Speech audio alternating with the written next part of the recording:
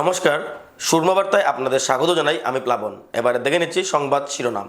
মৃত ব্যক্তির শেষকৃত্য সম্পন্নের দুদিন পর সশরীরে বাড়িতে হাজির রাতাবাড়ির শ্যামবাবু সিনহা।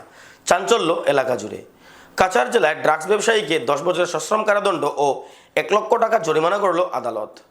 বাংলাদেশের নির্বাচন জয়লাভের পর পার্শ্ববর্তী দেশগুলোর সাথে সম্পর্ক উন্নতিতে নজর বিএনপি প্রধান তারেক রহমানের। ফের আসামে প্রধানমন্ত্রী নরেন্দ্র মোদী। ডিব্রুগড়ে যুদ্ধ বিমানগুলোর জরুরি অবতরণ সুবিধার উদ্বোধন সহ একাধিক প্রকল্পের সূচনা।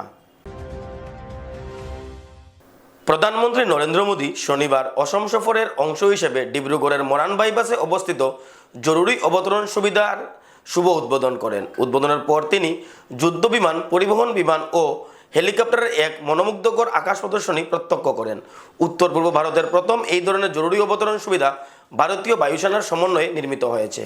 সামরিক ও অসামরিক বিমানের জরুরি অবতরণ ও উন্নয়নের ক্ষেত্রে এই পরিকাঠামো গুরুত্বপূর্ণ ভূমিকা পালন করে। এই এলএফটি অসমের ডিব্রুগড় জেলায় অবস্থিত। দিনব্যাপী অসম সফরকালে প্রধানমন্ত্রী নরেন্দ্র মোদী ব্রহ্মপুত্র রিভারের উপর নির্মিত কুমার ভাস্কর বর্মা সেতুরও উদ্বোধন করেন। এই সেতু গুয়াহাটি ও উত্তর গুয়াহাটিকে সংযুক্ত করবে। প্রায় 3030 কোটি টাকা ব্যয়ে নির্মিত 6 লেনের এই এক্সারসাইজড প্রি-স্টেড কংক্রিট সেতু উত্তর পূর্ব ভারতের প্রথম এই ধরনের সেতু। সেতুটি চালু হলে দুই প্রান্তের মধ্যে যাতায়াতের সময় কমে প্রায় 7 মিনিটে নেমে আসবে। ভূমিকম্প প্রবণ অঞ্চল হওয়ায় সেতুটি বিশেষ প্রযুক্তি দিতে নির্মিত হয়েছে। এতে ফ্রিকশন পেন্ডুলাম বেয়ারিং সহ বেস আইসোলেশন প্রযুক্তি ব্যবহার করা হয়েছে এবং দীর্ঘস্থায়ী স্থায়িত্ব নিশ্চিত করতে উন্নত মানের স্টে কেবল বসানো হয়েছে। সফরের অংশ হিসাবে প্রধানমন্ত্রী ইন্ডিয়ান ইনস্টিটিউট অফ ম্যানেজমেন্ট গুয়াহাটির অস্থায়ী ক্যাম্পাসেরও উদ্বোধন করেন। এই উদ্যোগ উত্তর পূর্ব ভারতের উচ্চশিক্ষা ও ব্যবস্থাপনার শিক্ষার প্রসারে নতুন দিগন্ত খুলে দেবে বলে মনে করা হচ্ছে। এছাড়াও প্রধানমন্ত্রী পিএম ই বাস সেবা প্রকল্পের আওতায় 225টি বৈদ্যুতিক বাসের সূচনা করেন। এই বাসগুলি দেশের 4টি শহর গুয়াহাটি, নাগপুর, ভাবনগর এবং চণ্ডীগড়ে চলাচল করবে। এই প্রকল্পের ফলে 50 লক্ষেরও বেশি মানুষ পরিবেশ বান্ধব ও সাশ্রয়ী গণপরিবহনের সুবিধা পাবেন বলে আশা করা হচ্ছে। প্রধানমন্ত্রী সফরের শেষ পর্যায়ে কামরূপ জেলার আমিনগাঁওয়ে উত্তর পূর্বাঞ্চলের জন্য একটি জাতীয় ডেটা সেন্টারের উদ্বোধন করেন। এই ডেটা সেন্টার গুরুত্বপূর্ণ সরকারি অ্যাপ্লিকেশন সংরক্ষণ ও দুর্যোগকালীন ব্যাকআপ কেন্দ্র হিসাবে কাজ করবে। 8.5 মেগাওয়াট বিদ্যুৎ ক্ষমতাসম্পন্ন এই কেন্দ্র আঞ্চলিক ডিজিটাল পরিকাঠামোকে আরও মজবুত করবে এবং ডিজিটাল ইন্ডিয়া উদ্যোগের আওতায় নাগরিক পরিষেবা উন্নত করতে সহায়তা করবে। Proving that no place is out of reach of Indian Air Force and Naya Bharat. The reinforcements and support can reach anywhere in the shortest possible time. And now turn your eyes to the skies as the fighters run in from your right. Coming in hot, approaching the Moran Emergency Landing Facility are the mighty Su-30.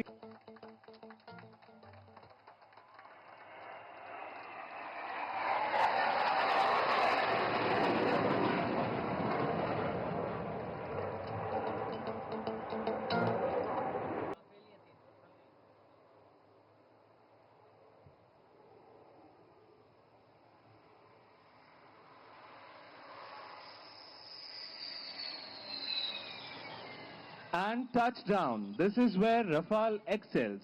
Short landing distance and high authority. Perfectly suited for dispersed operation from all types of landing strips.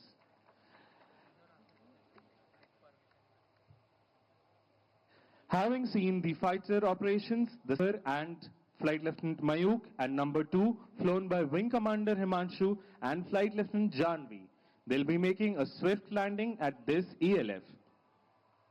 अब आपके सामने अदम्य साहसी Garuda commandos के साथ तीव्र गति से अग्रसर होता हुआ Nakul formation.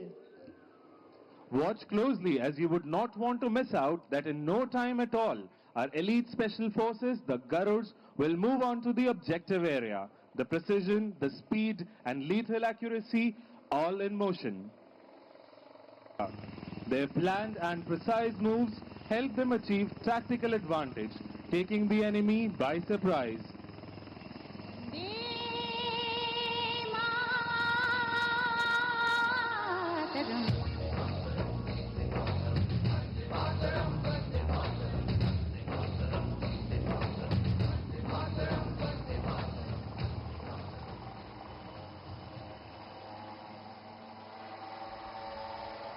To safety.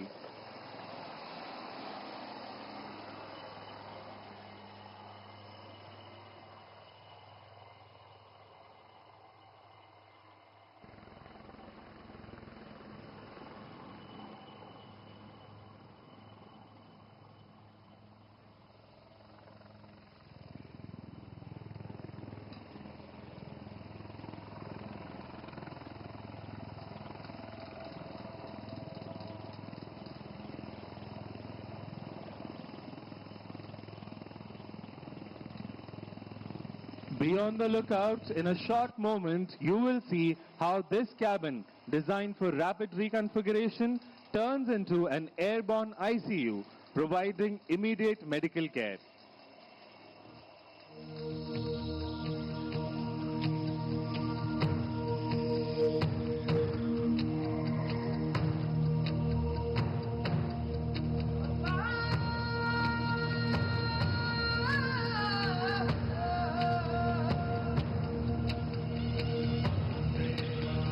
To our Honorable Prime Minister, Shri Narendra Modi ji.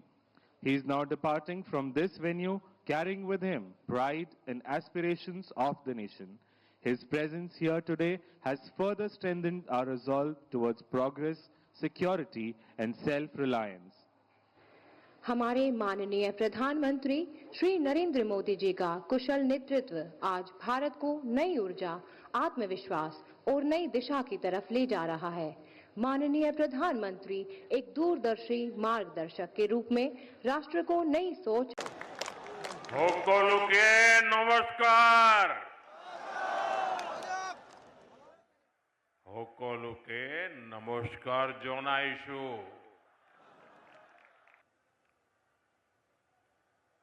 हम राष्ट्र जीवन में परिवर्तन का आधार संगठन की शक्ति मानते हैं और इसलिए इतनी बड़ी तादाद में जमीन की जड़ों से जुड़े हुए कार्यकर्ताओं का दर्शन करना ये अपने आप में बहुत बड़ा सौभाग्य है। साथियों, हम लोग एक ही मंत्र को लेकर के जिए हैं।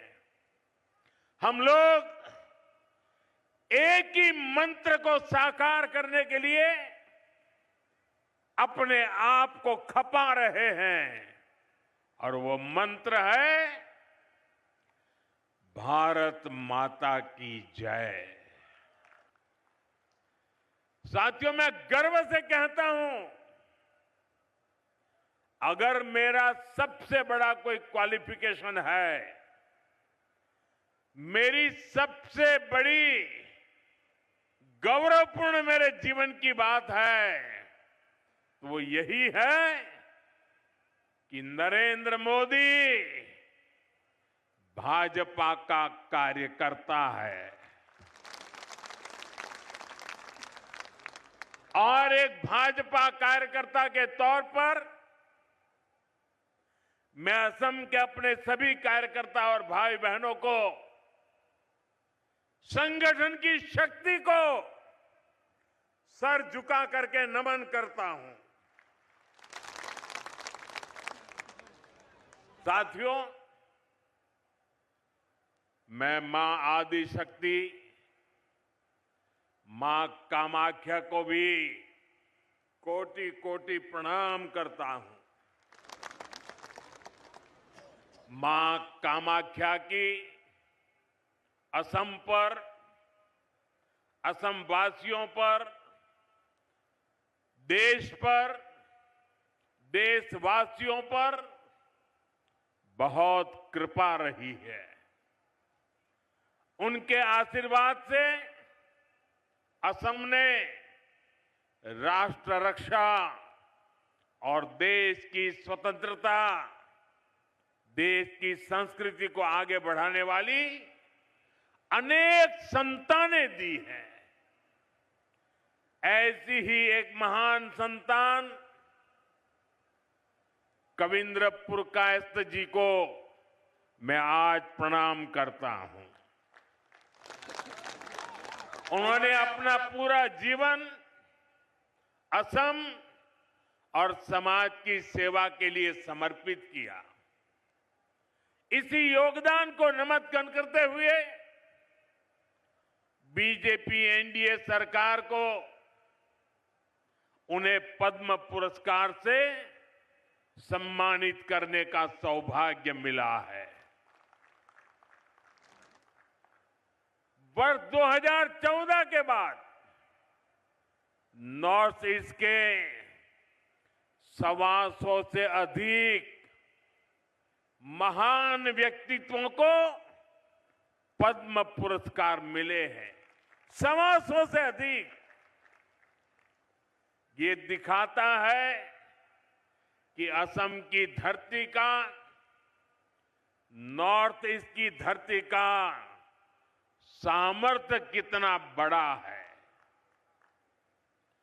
नॉर्थ ईस्ट का यही सामर्थ्य अब विकसित भारत का बहुत बड़ा आधार है। साथियों, कुछ दिन पहले ही देश का बजट आया है।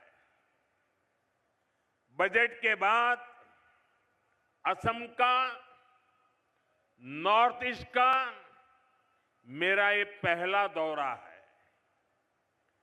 जिस नॉर्थ ईस्ट को कांग्रेस ने हमेशा नजरअंदाज किया, हम उस नॉर्थ ईस्ट की भक्ति भाव से सेवा कर रहे हैं। नॉर्थ ईस्ट हमारे लिए अष्टलक्ष्मी है। इस वर्ष का बजट अष्टलक्ष्मी के लिए बीजेपी एनडीए के विजन को और मजबूती देने वाला है। बजट में बहुत अधिक फोकस नॉर्थ ईस्ट को आर्थिक रूप से आत्मनिर्भर बनाने पर है। इस साल असम को टैक्स की हिस्सेदारी के रूप में लगभग 50,000 करोड़ रुपए मिलने वाले हैं। साथियों, कांग्रेस सरकार के समय असम को कैसे पाई पाई के लिए तरस कर रखा जाता था, और वो आपको तो भली भांति याद होगा। कांग्रेस के समय असम को टैक्स के हिस्से के रूप में सिर्फ 10,000 करोड़ रुपया मिलते थे। अब भाजपा सरकार में असम को कांग्रेस सरकार के मुकाबले 5 गुना ज्यादा रुपये मिल रहे हैं। अगर मैं पिछले 11 वर्ष की बात करूं तो असम को तमाम विकास परियोजनाओं के लिए केंद्र सरकार से 5.5 लाख करोड़ रुपए से अधिक मिले हैं। ये आंकड़ा आपको याद रहेगा? मैं जो आंकड़ा बोल रहा हूं याद रहेगा आपको? फिर से एक बार बोलता हूं, केंद्र सरकार से 5.5 लाख करोड़ रुपए से अधिक मिले हैं। सबने देखा कि असम का, नॉर्थ ईस्ट का सामर्थ्य क्या है। थोड़ी देर पहले जब मैं वायुसेना के विमान से मोरान के हाईवे पर उतरा, रनवे पर नहीं, हाईवे पर विमान से उतरा, तो एक नया इतिहास बन गया। कभी नॉर्थ ईस्ट का नाम आते ही लोग सोचते थे, अरे यार छोड़ो, टूटी फूटी सड़कें, कोई ठिकाना नहीं, निकलेंगे तो पता नहीं कब पहुंचेंगे। वो भी एक वक्त था, ये भी एक वक्त है। और आज यहां ऐसे हाईवे बनकर तैयार हो रहे हैं जहां सिर्फ गाड़ियां ही नहीं चलती, बल्कि हवाई जहाज भी लैंड करते हैं।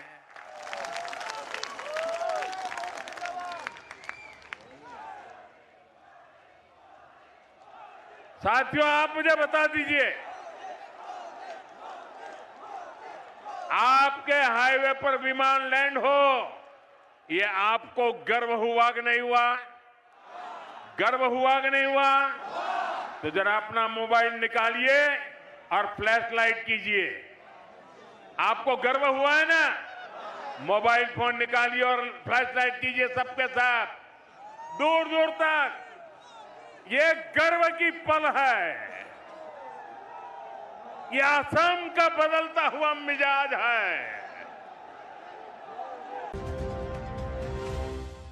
হিন্দি সিনেমার কোনো কাহিনী নয়, তবে সিনেমাকেও হার মানানোর মতো অবিশ্বাস্য ঘটনা ঘটেছে রাতাবাড়ির ল্যাংটারপাড় গ্রামে। মৃতদেহ সংস্কারের দুদিন পর বাড়িতে এসে সশরীরে হাজির শ্যামবাবু সিনহা, তবে ভূত নয়, জীবন্ত অবস্থায়। নিমিষেই শোকাহত পরিবেশ পাল্টে যায় আনন্দ ও আতঙ্কে, কারণ যাকে মৃত ভেবে শেষকৃত্য সম্পন্ন করা হয়েছিল তিনি ফিরে এসেছেন জীবিত অবস্থায়। উল্লেখ্য, মেঘালয়ের কয়লা খনিতে বিস্ফোরণের ঘটনায় নিখোঁজ হয়েছিলেন রাতাবাড়ির ল্যাংটারপাড় গ্রামের বাসিন্দা শ্যামবাবু সিনহা। জীবিকার তাগিদে মাসখানেক আগে তিনি আসাম থেকে মেঘালয়ে চলে যান। চুতুঙ্গা এলাকার থাংসুক নামক স্থানের একটি কয়লা খনিতে কাজ করছিলেন তিনি। গত 5 ফেব্রুয়ারি সেখানে বিস্ফোরণ ঘটে। গুরুতর আহত অবস্থায় তাকে মেঘালয়ের একটি হাসপাতালে নিয়ে যাওয়া হয়। হাসপাতাল সূত্রে তার মৃত্যুর খবর জানানো হলে পরিবার মরদেহ গ্রহণ করে যথারীতি শেষকৃত্য সম্পন্ন করে। কিন্তু দুদিন পর শ্যামবাবুর জীবিত অবস্থায় বাড়ি ফেরা ঘিরে এলাকায় তীব্র চাঞ্চল্যের সৃষ্টি হয়েছে। প্রশ্ন উঠছে, শ্যামবাবু যদি জীবিত থাকেন তবে যার শেষকৃত্য সম্পন্ন করা হলো তিনি কে, কি তার পরিচয়? সচেতন মহলের দাবি, পুলিশের নিরপেক্ষ ও সঠিক তদন্তের মাধ্যমে প্রকৃত সত্য প্রকাশ পাওয়া উচিত। হাতে ডাইন হাতের একটা আঙ্গুল ইনফেকশন ছিল, আর ওর পেটের মধ্যে একটা দাগ ছিল, সেম ওই ডেড বডিতেই আছে। ওই কারণে আমরা, মুখটা তো একদম ফাটা, মুখ তো নাই, কিন্তু বডির মধ্যে চিনিয়ে আমরা লই যাইছি। আবার পরে এখন আমরা যে শাস্ত্রগুলো করার পরে তাই আধা ঘন্টা পরে আইয়া পড়ছে। পড়ার পরে তো আমি লগে লগে মণ্ডল কমিটি জানানো হয়েছে। সম্পূর্ণ দাহ করার পরে আমরা একটা ছোটো সারাদুয়া সেইটাও করা শেষ পুরা পরে আইছে। এই সারাদুয়া শেষ হওয়ার 10 মিনিট পরে আইছে। তো আমি যে ওই যে সুরজিৎ সিনহা, ওকে আমি বলছি যে মানুষটা তো এরকম এরকম আইছে, আর সাবুদ্দিনরে জানাইছি যে মানুষটা এরকম আইছে, আমরা এইরকম এরকম ছোটো সারাদুয়াটা শেষ হওয়ার 10 মিনিট পরে আইছে। পরে তো তারা মণ্ডল কমিটি সবে আইছে, আইয়া তো দেখছে, তারে জিগাইবার আর টাইম পাইছে না, মানুষ ভিড় ছিল, তো টাইমটা একটু সরানি হয়েছে। চাপ কেউ দিন, অতিরিক্ত বিরোয়ার কারণে আমরা একটু সরাইছি। যেমন অতিরিক্ত বিরোয়ার কারণে তো আমরা তো কিচ্ছু কথা ওর কাছ থেকেও জিজ্ঞেস করতে পারছি না, আমরাও কিছু ওকে কথা বলতেও পারছি না। ও কারণে আর কি আমরা একটু সরাই রাখছি। অসুবিধা তো কিছু নাই। এবারে নিয়ে নিচ্ছি বিজ্ঞাপন বিরতি, ফিরে আসছি বিরতির পর। বিভিন্ন আধুনিক ও আকর্ষণীয় টাইলসের সম্ভার নিয়ে শ্রীভূমিতে উপস্থিত প্রিয়া টাইলস। আপনার ঘরকে অতি সুন্দরভাবে সাজিয়ে তুলতে আজই চলে আসুন প্রিয়া টাইলসে এবং নিয়ে যান অত্যাধুনিক টাইলস। আপনার পছন্দের সব রকমের টাইলস আমাদের প্রিয়া টাইলসে উপলব্ধ রয়েছে। আমাদের ঠিকানা চান্দ্রাস প্লাজা নিয়ার বিশাল মেগামার্ট, স্টেশন রোড, শ্রীভূমি। যোগাযোগ 9101805530 9957709784। আনন্দ সংবাদ, আনন্দ সংবাদ। করিমগঞ্জে এই প্রথম 3D সিটি স্ক্যানের সুবিধা নিয়ে এলো Karimganj health city, Banamali road, Karimganj. পুরো শরীর 3D সিটি স্ক্যানের সুবিধা এখন পাচ্ছেন করিমগঞ্জে। আন্তর্জাতিকভাবে বিখ্যাত ডাক্তার দ্বারা রিপোর্ট। 3D সিটি স্ক্যানের জন্য যোগাযোগ করুন telephone 038432600705, mobile 9678033047। Karimganj health city, Banamali road, Karimganj আপনাদের সেবায় নিয়োজিত।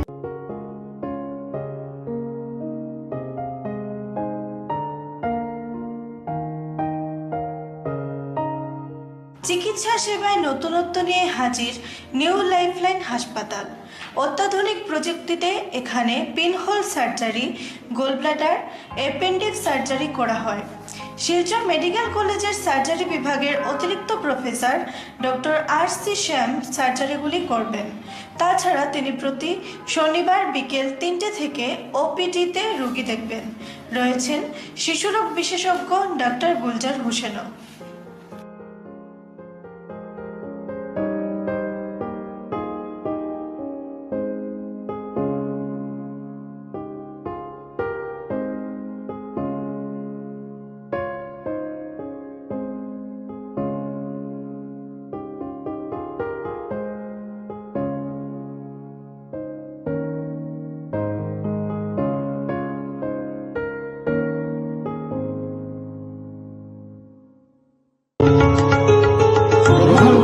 করিমগঞ্জ হোলসেল কোঅপারেটিভ স্টোর্স তথা সহচরীর আন্তরিক অভিনন্দন।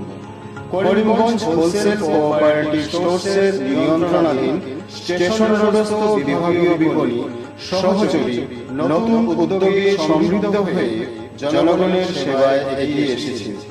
তুলনামূলক কম মূল্যে নিত্য প্রয়োজনীয় দ্রব্য সামগ্রীর যোগান অব্যাহত রাখতে সহচরী কর্তৃপক্ষ বদ্ধপরিকর। জেলার সমবায় আন্দোলনকে জোরদার করে তোলার ক্ষেত্রে করিমগঞ্জ হোলসেল কোঅপারেটিভ স্টোর্স তথা সহচরী কর্তৃপক্ষ সকলের আন্তরিক ও সক্রিয় সহযোগিতা কামনা করে। নতুন আঙ্গিকে বাস্তব পরিকল্পনা নিয়ে সহচরী স্টেশন রোড করিমগঞ্জ আপনাদের সেবায় সদা প্রস্তুত। স্বাস্থ্য সংক্রান্ত বিষয়ে খরচের কথা ভেবে চিন্তিত হচ্ছেন? এখন আর চিন্তার কোনো কারণ নেই, কারণ আপনাদের সেবায় এসে উপস্থিত হয়েছে জীবনজ্যোতি হাসপাতাল। এখানে অনেক কম খরচে আপনি পেয়ে যাবেন অনেক অভিজ্ঞ চিকিৎসকদের দল। Child specialist, cardiologist, urologist, gynaecologist, skin specialist, orthopaedics, neurologist, এছাড়াও নর্মাল ডেলিভারি, সার্জিয়ান ডেলিভারি, সব রকমের ortho surgery, advance laparoscope surgery, knee replacement, spine surgery, সব রকমের ইউরো সার্জারির সুবিধা ছাড়াও অপারেশন থিয়েটার, 24 ঘন্টা emergency ward, ICU labour room, medical specialist, general ward, laboratory, hospital dispensary, গাড়ি পার্কিংয়ের স্থান ছাড়াও নানান প্রকার সুযোগ সুবিধা অনেক কম খরচে লাভ করতে পারবেন জীবনজ্যোতি হাসপাতালে। তাই আর দেরি না করে আজই চলে আসুন। যোগাযোগের নম্বর 7637062954, 8638048459। আমাদের ঠিকানা Nilambazar, Gandhi GP, Durganagar road, Assam 788722। Barak diagnostic centre. এখানে digital ECG, digital EEG, digital X-ray, computerised pathology, microbiology, histopathology, colour doppler sonography, chamber home collection ইত্যাদি করা হয়। আমাদের প্রতিষ্ঠান সকাল 7টা থেকে রাত্রি 9টা পর্যন্ত খোলা থাকে। প্রতিদিন সকাল 8টা থেকে সোনোগ্রাফি করা হয়। যোগাযোগ Barak diagnostic centre, settlement road. যোগাযোগের নম্বর 03843273151, 7086376822, 9401325290। কাছাড় জেলার বিশেষ আদালত এক মাদক ব্যবসায়ীকে 10 বছরের কারাদণ্ডে দণ্ডিত করেছে। বিশেষ বিচারক বিপ্রজিৎ রায়ের আদালত এই রায় ঘোষণা করে। দণ্ডপ্রাপ্ত মাদক ব্যবসায়ীর নাম ত্রিবেণী সাহু। সে কাছাড়ের দিদারকুশ প্রথম খণ্ডের বাসিন্দা। উল্লেখ্য, 2025 সালের 13ই মে একটি গোপন সূত্রের ভিত্তিতে পুলিশ ত্রিবেণী রায়ের সাহুর বাড়িতে অভিযান চালায়। সেই অভিযানে তার বাসগৃহ থেকে 2 কেজি 434 গ্রাম গাঁজা উদ্ধার করা হয় এবং তাকে হাতে নাতে গ্রেফতার করা হয়। পুলিশের ধারাবাহিক তদন্ত ও প্রমাণের ভিত্তিতে আদালতে মামলার বিচার প্রক্রিয়া চলছিল। আদালত ত্রিবেণী সাহুকে NDPS আইনের অধীনে দোষী সাব্যস্ত করে 10 বছরের সশ্রম কারাদণ্ড ও 1 লক্ষ টাকা জরিমানা করে। জরিমানা অর্থ পরিশোধ না করলে অতিরিক্ত 6 মাসের কারাদণ্ড ভোগ করতে হবে। আদালতের রায়ের পর মাদক ব্যবসায়ী ত্রিবেণী সাহুকে শিলচর কেন্দ্রীয় কারাগারে প্রেরণ করা হয়। বাংলাদেশের ত্রয়োদশ জাতীয় সংসদ নির্বাচনে বিপুল জয়ের পর প্রথম সংবাদ সম্মেলনে ঐক্য, সংযম ও দায়িত্বশীলতার বার্তা দিলেন তারেক রহমান। শনিবার বিকেলে রাজধানীর ইন্টারকন্টিনেন্টাল ঢাকার বলরুম অনুষ্ঠিত এই সম্মেলনে তিনি বলেন, দেশের স্বার্থকে অগ্রাধিকার দিয়ে প্রতিবেশী দেশগুলোর সঙ্গে সুসম্পর্ক বজায় রাখা হবে। দলীয় জয়ের পর সম্ভাব্য সরকার প্রধান হিসেবে বক্তব্য রাখতে গিয়ে বিএনপি চেয়ারম্যান বলেন, এখন দেশ গড়ার সময়, এজন্য সবাইকে দায়িত্বশীল ভূমিকা পালন করতে হবে। তিনি দেশবাসীর প্রতি ঐক্যবদ্ধ থাকার আহ্বান জানিয়ে বলেন, জাতীয় ঐক্য আমাদের শক্তি, বিভাজন দুর্বলতা। বিপুল জয়ের পর নেতাকর্মীদের সংযত থাকার নির্দেশ দিয়ে তিনি সতর্ক থাকার আহ্বান জানান। সংবাদ সম্মেলনে দলের জ্যেষ্ঠ নেতাদের পাশে রেখে তিনি সম্ভাব্য নতুন সরকারের পরিকল্পনার রূপরেখা তুলে ধরেন। দেশি বিদেশি সাংবাদিকদের বিভিন্ন প্রশ্নের উত্তর দিতে গিয়ে তিনি প্রথমে ইংরেজিতে বক্তব্য দেন, পরে বাংলায় কথা বলেন। সুষ্ঠু নির্বাচন আয়োজনের জন্য তিনি অন্তর্বর্তী সরকার ও নির্বাচন কমিশনকেও ধন্যবাদ জানান। ভারতীয় সাংবাদিকদের প্রশ্নের জবাবে তারেক রহমান বলেন, তার সরকারের পররাষ্ট্রনীতিতে সবার আগে স্থান পাবে বাংলাদেশের স্বার্থ। দেশ গড়ার লক্ষ্যে সব পক্ষকে একযোগে কাজ করারও আহ্বান জানান তিনি। The freedom-loving, pro-democracy people of the country have once again brought victory to the Bangladesh Nationalist Party, BNP. Alhamdulillah. This victory belongs to Bangladesh. This victory belongs to democracy. This victory belongs to the people who aspire to and have sacrificed for democracy. From today, we are all free, with the true essence of freedom and rights restored. I congratulate the people of Bangladesh by overcoming all obstacles. You have paved the way of establishment of democracy in the country. We are about to bring our journey in a situation marked by a fragile economy, left behind by the authoritarian regime, weakened constitution and statutory institution, and a deteriorating law and order situation. With your spontaneous participation, after more than 1.5 decades, a parliament and government accountable to the people through direct voting are being reestablished in the country. To ensure that no evil force can reestablish autocracy in the country, and to ensure that the nation is not turned into a subservient state, we must remain united and uphold the will of the people. A total of 51 political parties participated in this election, including Jamaat-e-Islami, NCP, Islami Andolan Bangladesh, Jamaat Ulema Islam, and Gano Adhikar Porishad, among others. I extend my sincere congratulations to every political party that participated in the national election, irrespective of the results. In a democratic state and political system, political parties are the true beacon of democracy. If both the government and the opposition play responsible roles from their respective position, democracy will surely take institutional form in the country. নির্বাচনোত্তর বাংলাদেশে যাতে কোথাও কোনো অপ্রীতিকর ঘটনা না ঘটে, এই জন্য শত উস্কানির মুখেও আমি সারা বাংলাদেশে বিএনপির সর্বস্তরের নেতাকর্মীদের শান্ত এবং সতর্ক থাকার আহ্বান জানাচ্ছি। কোনো অপশক্তি যাতে পরিস্থিতির সুযোগ নিয়ে কোনো অপ্রীতিকর ঘটনা ঘটানোর সুযোগ নিতে না পারে, এজন্য নির্বাচনোত্তর নিরঙ্কুশ বিজয়ের অর্জনের পরও আমি সারা দেশে বিএনপি এবং জোটভুক্ত দলের সর্বস্তরের নেতাকর্মীদের বিজয় মিছিল বের করতে নিষেধ করেছিলাম। আমরা আল্লাহর দরবারে শুকরিয়া আদায়ের মাধ্যমে বিজয় উৎসব পালন করেছি। আমার বক্তব্য স্পষ্ট, যে কোনো মূল্যে অবশ্যই শান্তি এবং শৃঙ্খলা বজায় রাখতে হবে। কোনো রকমের অন্যায় কিংবা বিয়ানি কর্মকাণ্ড আমরা বরদাস্ত করব না। দলমত, ধর্ম, বর্ণ কিংবা ভিন্নমত যাই থাকুক, কোনো অজুহাতে অবশ্যই দুর্বলের উপরে সবলের আক্রমণ আমরা মেনে নেব না। ন্যায়পরায়ণতা হবে আদর্শ। আইনের শাসন প্রতিষ্ঠা করা না গেলে আমাদের সকল চেষ্টা ব্যর্থ হয়ে যেতে পারে।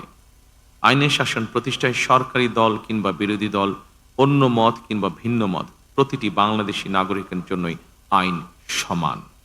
আইনের প্রয়োগ হবে বিধিবদ্ধ নিয়মে।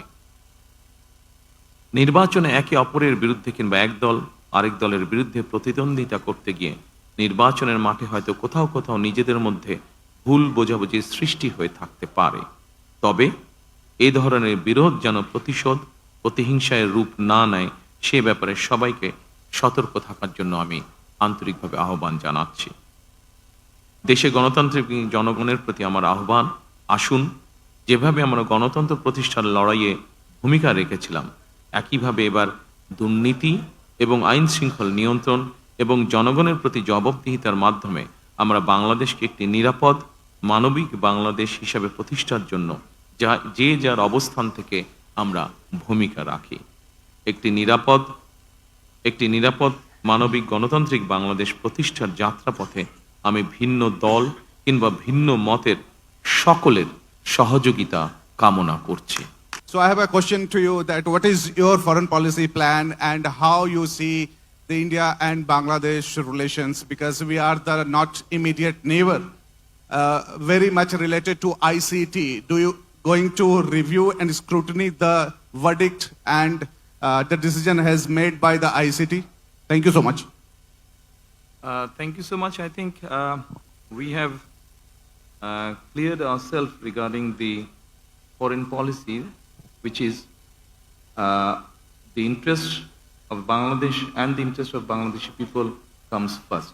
By protecting the interest of Bangladesh and the people of Bangladesh, we will decide our foreign policy. Thank you. Surma বার্তা আজ এ পর্যন্তই। আগামীকাল আবারও দেখা হবে একই সময় একই চ্যানেলে। নমস্কার।